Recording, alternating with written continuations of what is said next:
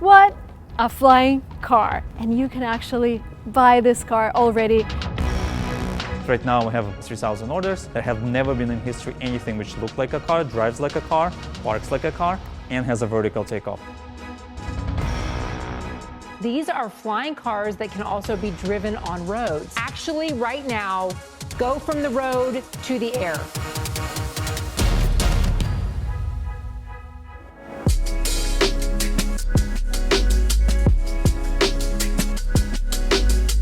Hello guys, welcome to Silicon Valley Girl. Welcome to another typical day in Silicon Valley. We are in San Mateo today and we are going to see what? A flying car. The guys who I'm going to be talking to have been building it since 2015. They've recently received an FAA approval to start test flights, and you can actually buy this car already. There is a list open. You need to put $100 down as a deposit, and then it's going to cost $300,000 to get the car. I am super excited. I'm a bit skeptical because a flying car still feels like a distant future away, but we are here and the car, the display version, is right there. So we're gonna go and talk to the founders and see whether it's our nearest future or not. Let's go find it out.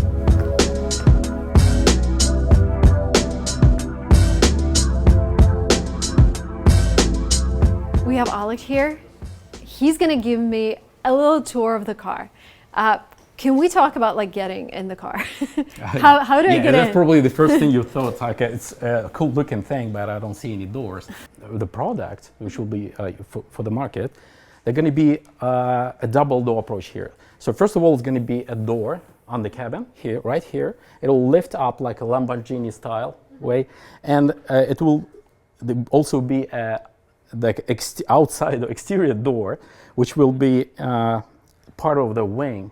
Part of a section of the wing, which will lift automatically together with the cabin door and open you a way to get into the cabin. So this is a two-seater version right now. Going to be more versions. Are going to be one-seater and maybe 3 or 4 later, depending on the market. Is it going to be a steering wheel or a yoke wheel? It's a interesting question. Actually, we were actually testing that. I think. We'll make it like a custom version maybe for those who want to have that wheel, especially on the road, right? You probably will want that, the wheel on the road. Yeah. And we'll start with the wheel for sure for now, because it's just the current way how the people drive things, even in the air. So like Boeing has a similar to the wheel yoke. Yeah, but in the future, like in the far future, it will be full autonomous. You will need anything, the wheel or yoke or anything. What about I mean, like the noise, what's going to happen? Because it has 4 propellers, right? At this moment, 8. So 4 here on this side, 4 on that side. How noisy is it? It's kind of noisy, but it's not like crazy noisy. It's not like killing you with noise. So definitely we're not going to be the loudest vehicle on the road right now, because the loudest are the modified muffler bikes. But the most important thing is about the noise. It's not only about the decibel level, right? But also about the duration of that noise. And it's noisy, but just for a few seconds. And it takes off and gaining altitude, and it becomes less and less noisy. And once it transitions into horizontal flight, it becomes drastically less noisy. We have Konstantin, Director of Engineering. I have a question. Is this going to fly? Oh yeah, for sure. That's why we're here actually. So this is the final iteration of everything you've done, and this is the final concept, right? That's actually it's pretty display model. So that's our eventual view how it's gonna fly. But in reality, I think we are pretty close to make the exact. So physically and aerodynamically, so this is the right shape, and that's the real one is gonna be almost exactly the same as those ones. And Can you explain how it's going to fly? So idea is actually you take off vertically like a drone, and then you do 90 degrees body rotation. And there you see there's like 2 big wings. This becomes, well, these are engines, but then they are... Yeah, so actually you fly like it becomes an airplane. You fly this one and this one, rotate, one big wing, another big. big win. And the cabin rotates as well. And the cabin as well. So the most efficient way to fly on the Earth in the air is actually to have airfoils. Airfoils wings, I mean, yeah. Guys, technologies these days are just mind-blowing. Flying cars, self-driving cars. I'm fascinated by what AI can do for creators.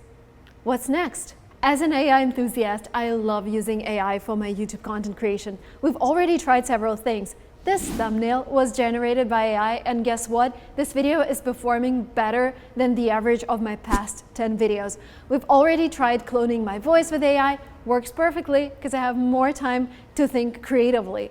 We're also strategizing of maybe creating an avatar of Marina using AI. It's exciting and also a bit scary at the same time. But what's really important is that I think every single content creator needs to think about utilizing AI in their work. If you're interested in learning more about AI and taking advantage of it, I recommend checking out a free ebook using generative AI to scale your content operations by HubSpot. It covers different types of AI. Very important. It covers the way you should write prompts for it, because prompts are everything when you work with AI. And this book will also help you enhance your content with the help of new technologies. Using AI tools can help you generate topics, identify trends, and optimize your content for different platforms. It can also help you automate repetitive tasks like research, like voiceovers, like thumbnail generation, and other things related to content creation. Now with AI, you can repurpose existing content, cut your long video into shorts, create a podcast using your cloned voice. Isn't that amazing? In the ebook, you'll learn different ways of using AI for your content creation, and you'll get tips on how to write effective prompts that will help you get the most out of the technology. If you want to be on top of social media game, start using AI now. Click on the link in the description box, download the free ebook, and start enhancing your content today with the help of AI.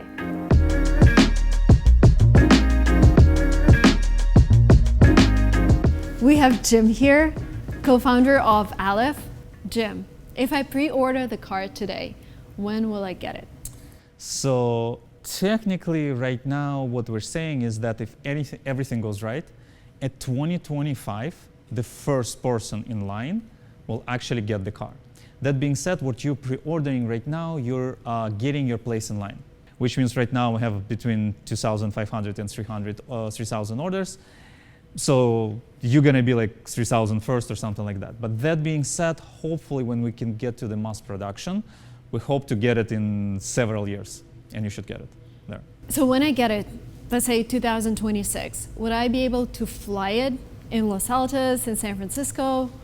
Definitely not Los Altos and San Francisco as it stands today, because the laws with existing laws, it is actually impossible. But there exist jurisdictions outside the United States, for example, Canada, some countries in Europe, in Asia, where you can actually fly it today. In order to fly it in the United States, you can actually, by the way, fly it in the United States in very, very limited circumstances, but there needs to be laws enacted. How probable is that this is going to fly in 2026 with a human? I think current plan is like inclinations like to the end of 2025 to start selling them as is, but more to make them like more user friendly, to find tailor engineering thing. That's probably it's going to be the beginning of 2026. So what's the next step? What do you need to submit to the regulators for it to be able to fly with a human? We need to finalize design. So basically make from this exactly the shape and the flying one, and then we can start the certification process. But again, you can start flying it, but then through the experimental certification, probably at the end of this year. So I'm talking to these guys, and my thoughts are, I will not be flying a flying car in 2026. I feel like we're really far away from it right now. I feel like maybe, I don't know, 2040? I think that my kids will most likely drive on autopilot, and they wouldn't have to pass the test that I had to pass. Maybe we'll have some emergency training. What are we gonna do if the autopilot fails? Or what are we gonna do if the system is down? Like, how do we stop the car? But what really fascinates me in these stories is that people are pushing, and they've been pushing it since 2015. They're pushing an idea that no one has executed on. They're believing in something brand new and they're willing to push it forward, and it's been 8 years, and yes, they're making progress. But it's not like you're building a website. It's not like you're building another restaurant. People have done it before, obvious, right? And you know it's gonna work, or at least it's gonna, you know what the final result is. Here you don't. You have this amazing belief in changing the world. And yes, you have some backers, and you as a founder, you need to be so enthusiastic. You need to be so sure that you're going to be able to execute and motivate the whole team, motivate your first buyers. This is so inspiring about Silicon Valley. People come here with the craziest ideas, get support, and this is how the world is being changed right now. So how would my trip from my home, Los Altos Hills, to Tahoe look like? So you'll drive, so you have 3 modes of transportation. You have the car mode, like a regular car, regular EV. You have the rotorcraft mode, like a helicopter mode. And you have like biplane, airplane mode, right? So 3 modes. You will choose the optimal path based on the roads, based on traffic, based on weather, and based on regulations, right? So obviously the shortest line between 2 points is a straight line. So in this case, you will actually, if you want to, and there's no regulations, and you're okay, and the weather is nice, you just go up, go in airplane mode, fly, and land. But energy consumption will not be that good. Your better energy consumption is if you drive, you see the traffic in front of you, at that point of time you go up, fly forward, then go back, and then drive forward. I have no experience flying airplanes. Would I be able to operate the car? If you can, and not a lot of people can, if you can tell the difference between right, left, up, down, forward, and back, you can fly it. Okay, what if I go up too fast? Or there are going to be like autopilot features that will be telling me like, Marina, this is too high, come back down, or like auto steering, whatever. Right, I wouldn't say I wouldn't call it autopilot, but yes, the system is designed to prevent you from doing something stupid. Obviously, we can't think of all the stupid things people can do, but in the example which you gave, yes, you will not be able to do something too crazy to cause harm to yourself or people or other cars around you. Would I need to call the regulations, like saying like, hey, I'm taking off, what is safe, what is unsafe? As it stands today, yes, but again, we're hoping with the right legislations, no, you will not. Because if you do, you will need a pilot license in this case, because you need to know how to communicate to the tower. Yeah, exactly, right? But 2 things are happening. First, FAA and NASA working on something called highway in the sky. That's where all the communication would be electronic. That will be much simpler for a consumer who does not have a pilot license. So highway in the sky, basically, we will have highways, like specific lanes where we can fly, instead of just flying however we want. Is that how you see it? It's more of so usual example I give is I give example of like Back to the Future, how they have like a lane, actual lanes there. It would be something similar. It won't be like a particular lanes, and it's mostly a software lanes, right? There's no physical lane in the sky, right? It's a software regulated. But the car lane. wouldn't let you. Correct. Okay. Correct. There's right or left is wrong. This is where you fly. Like I wouldn't fly it necessarily in 2026, but like 2030. I mean, ideally, it should be pretty like smooth process. So you just like sit, you press the button. It's not gonna happen. No, I mean, I want like thousands and thousands of people before me to try it out and have like thousands and millions of miles flown. Okay, we'll keep it in mind. There's like because this is the safety thing, right? Yeah. Because I'm very nervous. I hate small planes because if there's turbulence, what's going to happen if is there? I mean, it's small. It's possible to get turbulence in this. It basically flies like a smaller plane, as you said, right? But for the turbulence that's going in the cabin, do you remember it rotates, right? So like a camera gimbal, it actually can suppress on like smooth those shapes. So for the user, it should be pretty good experience. I mean, smooth experience. And again, idea is to solve the real estate problem. So actually more affordable housing. So again, you can buy bigger, nice house somewhere in the rural area, and just spend the same time to get to work. So what I like to say, what cars did for the cities in the beginning of the 20th century, they extended suburbia. So what we are doing now, our idea is like to extend the cities even more. So with an airplane, with a small airplane, if both engines fail, you still can navigate the plane to the nearest airport. What's going to happen with a car? Surprisingly, you may think, oh, it's like a brick. No, it can glide, surprisingly. Oh. We already had experience on the model when we had all motors off, like experimental off. It glides. We have 8 fully individual, not just motors, systems. So it's fully isolated, separate batteries, separate everything.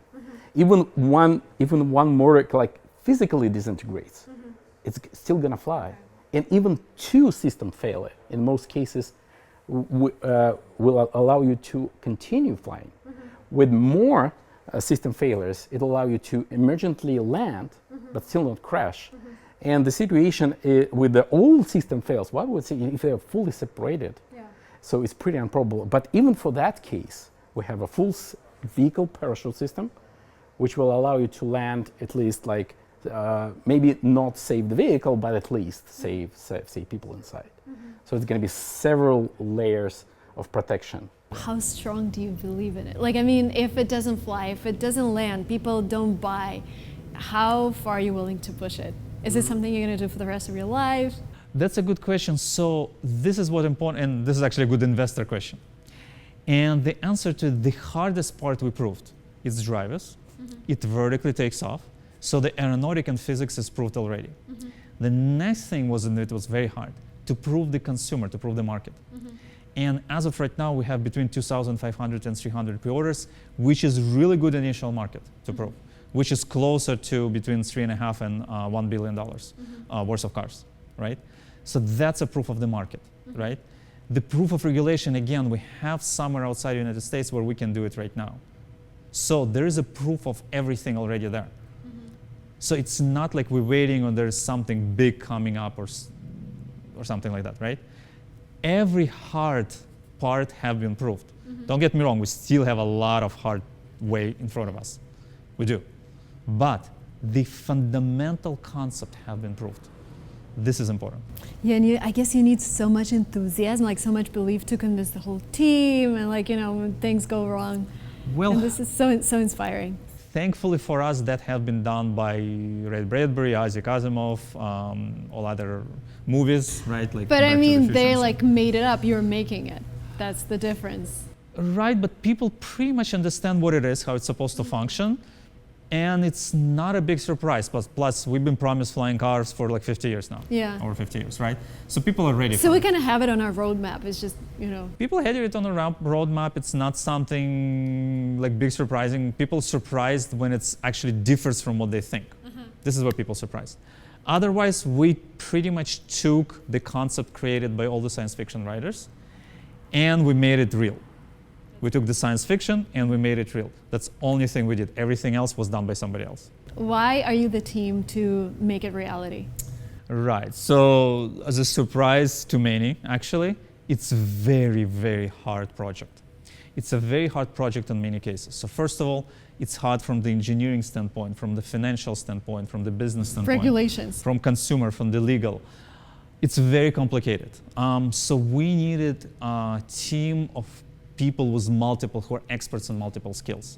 So everybody on the team have at least 2 fields where they are experts, right? Everybody. So that's number 1. Number 2, surprisingly enough, so original thought which we have, we're gonna go until certain time, get some money, get investment, and then hire people smarter than us to finish this.